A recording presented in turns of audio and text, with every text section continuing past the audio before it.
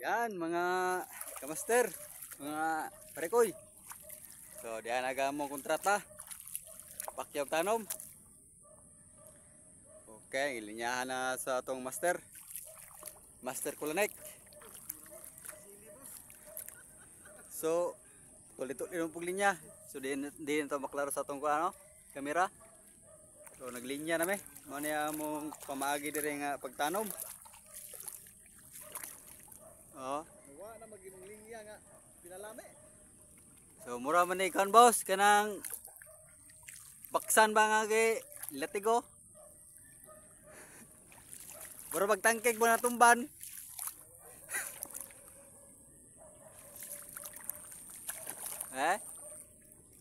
Pag nana ni kuan tawag na tagod or kanang tagod lagi sa Bisaya.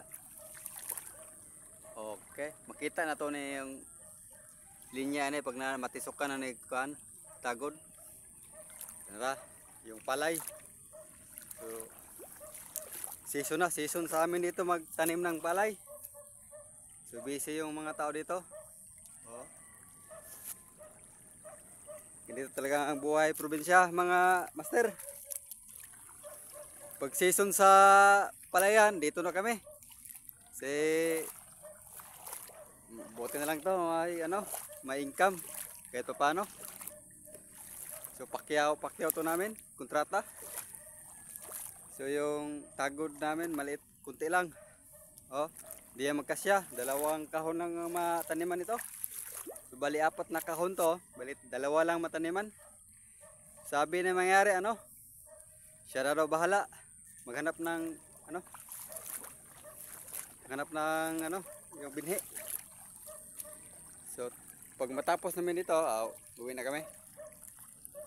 So yan, naglinya na tong master. So tatlo lang kami dito magtanim. Okay, maganda na yung araw. Medyo maganda yung panahon. Sana lang wag uulan para matapos namin to. Parang dalawa lang tong kahon na kaya naming taniman. Maliit lang yun, kunti lang yung palay. Yung seedlings kunti lang. Ano ba itong may-ari nito? Ba't kapos siya sa binhi? Oh.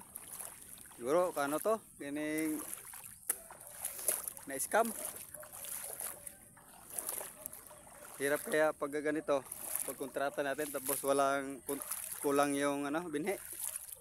Obligado sa kontraktor na maghanap ng So babalikan talaga namin to sa susunod na araw.